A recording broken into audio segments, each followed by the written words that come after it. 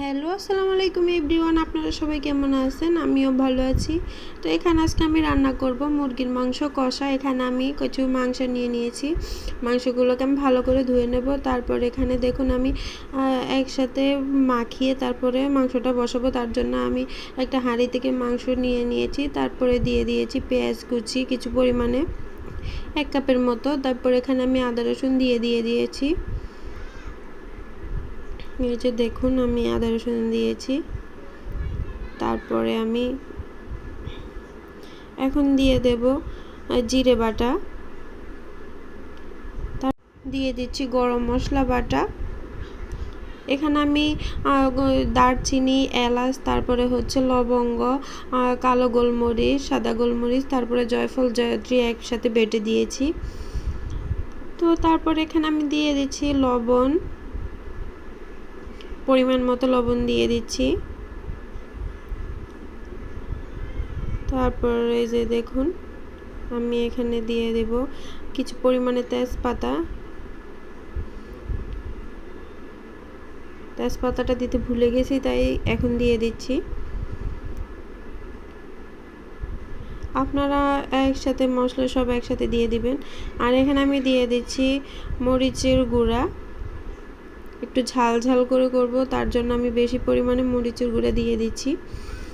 আপনারা চাইলে বাড়িয়ে কমিয়ে নিতে পারেন। তারপর এখানে আমি অ্যাড করে দিচ্ছি হলুদের গুঁড়া।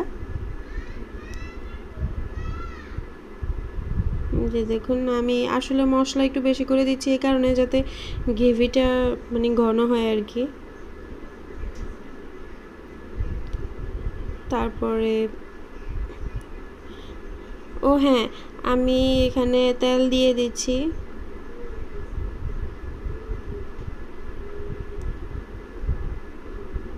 এই যে দেখুন তেল দিয়ে দিচ্ছি। আর এখানে আমি ধনিয়া গুঁড়াটা দিয়ে দিয়েছি, ওটা আসলে স্কিপ করা হয়ে গেছে, অফ ক্যামেরায় দেওয়া হয়েছে। এখন এই সবগুলো উপকরণ একসাথে আমি ভালো করে মেখে নেব। এভাবে যদি আপনারা একবারে মেখে কষা মাংস করেন তাহলে খেতে খুবই ভালো লাগবে।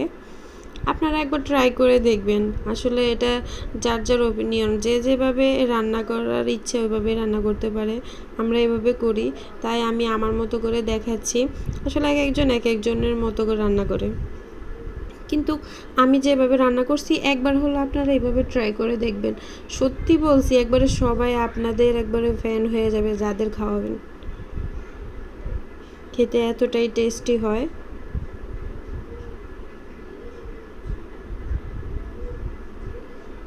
তো দেখেন আমি ভালো করে ম্যারিনেট করে রেখে দেবো এখন আধা ঘন্টার বা 1 ঘন্টার জন্য।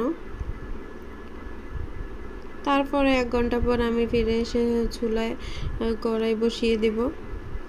কিছুক্ষণ কষানোর পরে আমি পরিমাণ মতো পানি দিয়ে দিচ্ছি। বেশি পরিমাণে দেব না, যেহেতু মাংস কষা বলছি, তাই যেহেতুটুকু ঝোল উঠেছে আমি সামান্য কিছু পানি অ্যাড করে দিয়ে তারপরে ভালো করে কষিয়ে নিয়েছি। এই যে দেখেন আমার রান্না শেষ। দেখুন কালারটা কেমন এসেছে, দেখতে খুবই সুন্দর লাগতেছে আর খেতেও খুবই টেস্ট। আসলে এটা আমি খাওয়ার পরে শ্যুট করছি, তাই বলছি আর কি যে খেতে অনেক মজা হয়েছে। আপনারাও একবার ট্রাই করে দেখতে পারেন। আল্লাহ হাফেজ।